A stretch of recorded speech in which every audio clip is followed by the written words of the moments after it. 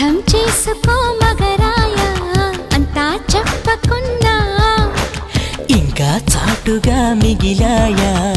కనులు చెదిరే కాంచన వివరించే వీలు ఉందా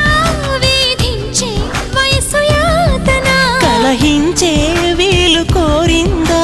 కసిరే కైపు కామనా నొప్పంటూ భయపడతానా తీపి గాయాలు చేస్తున్నా